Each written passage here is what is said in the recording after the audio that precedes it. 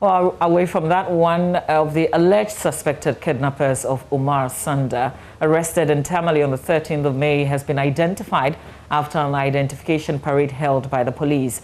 According to the Northern Regional Crime Officer Superintendent Bernard Baba Ananga, the victim, whilst in custody of his abductors, saw the face of one of the kidnappers, making it easy for him to identify him on the parade. He said he also gave a nickname, Horror. And in the course of their investigations, the suspect was called by the name and he responded.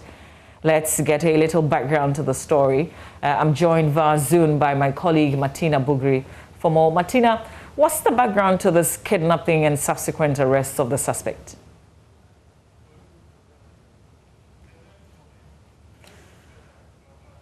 We will return to my colleague Martina Bugri in a little bit, but we're joined by the Northern Regional Crime Officer Superintendent Bernard Baba Ananga. Good morning to you, sir. If you can hear me, tell us more about this suspect who has been identified. Hello, Mr. Ananga. If you can kindly unmute so we can hear your submission, sir. Good morning. Good morning, sir. We can hear you loud and clear now. I was asking you to tell us more about this suspect that you have identified. Yes, one suspect was identified among three, and what happened was the three were arrested about 2-3 weeks ago on suspicion of carrying out some kidnappings of people within the northern areas. We arrested them and kept them in custody for victims to come and identify them. Right now, one victim identified one of the suspects, and currently we are waiting for others to proceed and assist in investigation. So is this suspect an accused person now? Is he being charged specifically for a kidnapping situation? Yes, after the identification, it just happened this week, and he'll be charged specifically for kidnapping. And as we gather more evidence to connect the others, we're still investigating. And I believe more evidence we gathered as more suspects, the rest of the two will be identified. It is our hope that victims will proceed here immediately as we continue to link up with other security setup to assist us in our investigations. And I would like for you to stay with me, sir. I want to engage my colleague, Martina Bugri, to give me a bit of background to the story. Martina, if you can hear me, good morning to you. I want you to help us appreciate this matter. So what's the background? Hello, Martina? Okay, I'm afraid Martina cannot hear me. Martina, can you hear me now? Okay, I'm afraid we lost Martina, but we still have Superintendent Ananga. Superintendent, I understand that this is quite common in terms of the kidnapping. So explain to us why this issue is quite familiar up north. It was some time ago it appeared to be so alien to our communities here, but it has become an issue of business that people are taking it to do. To get ransom from cattle dealers, as well as victims who have large crowds within the northern areas, especially the savannah. We think of Salega, Bimbilla, Makango areas, and the savannah enclaves of the northern areas. It's like a business that people do. Some of the Fulanis are engaging. They kidnap people, those that they think they can get huge, or if we make large sums of money from them, as they engage them in some sort of negotiations for ransoms.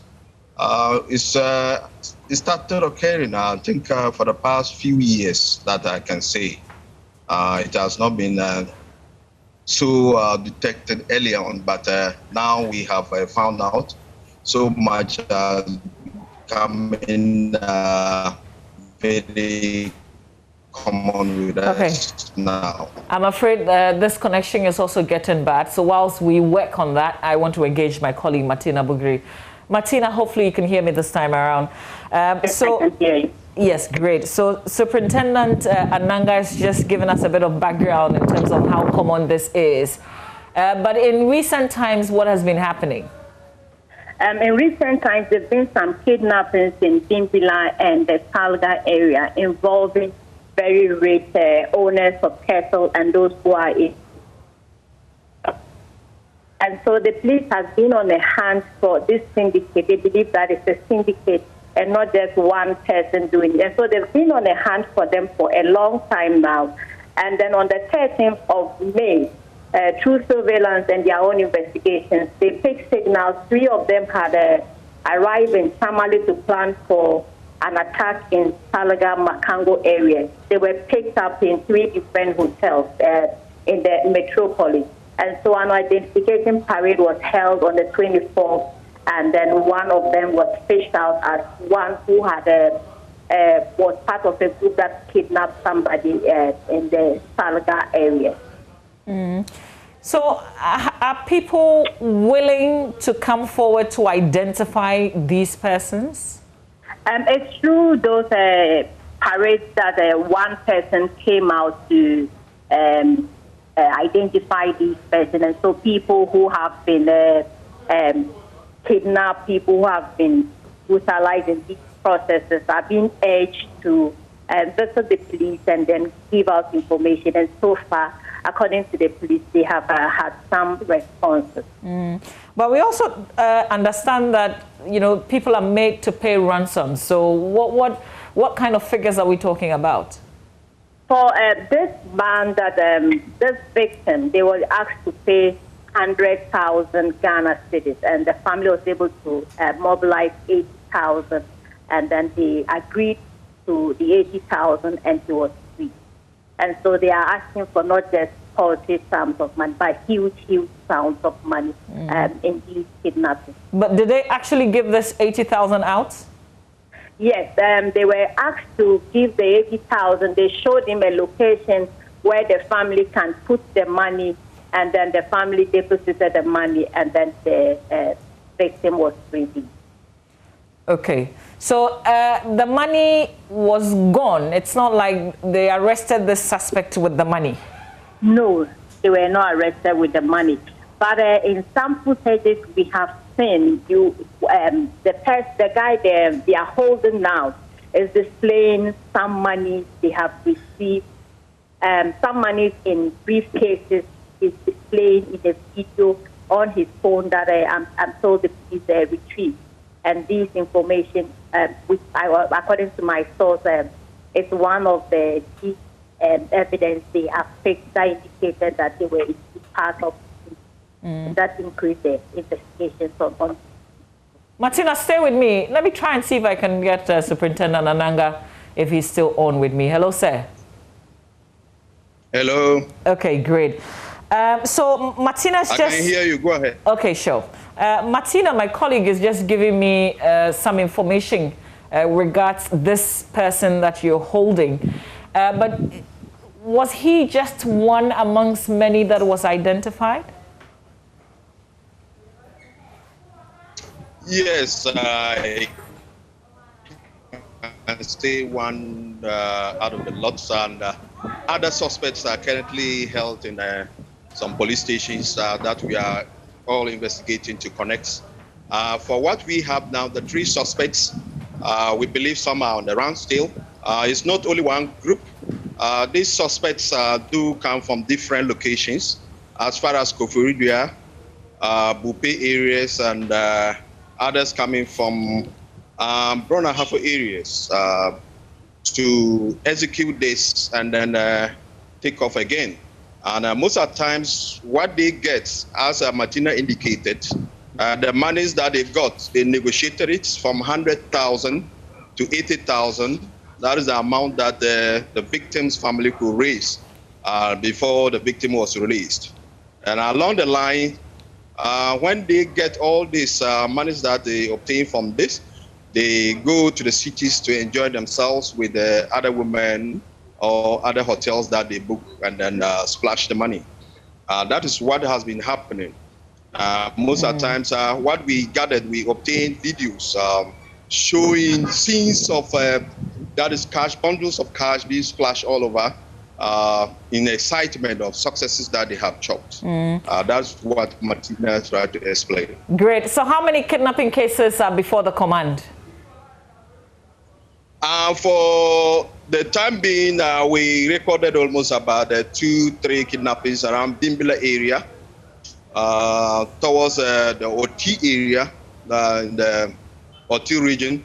And most of them also located around Saliga area, around Savannah areas too as well.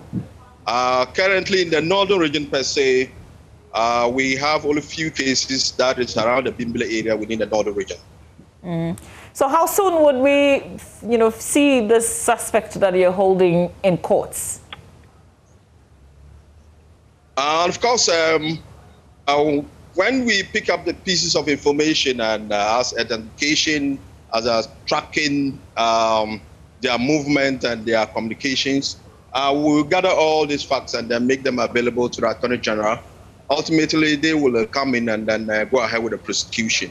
But as we speak, suspects are currently in custody on remand.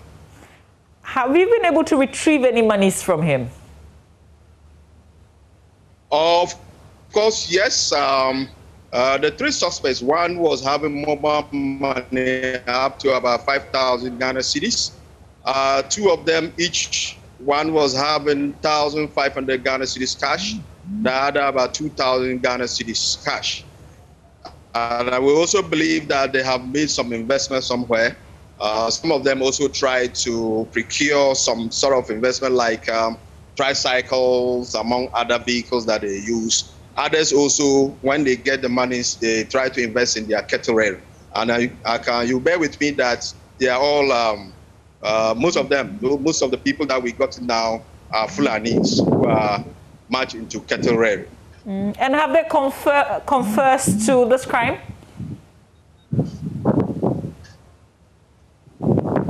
Hello, sir.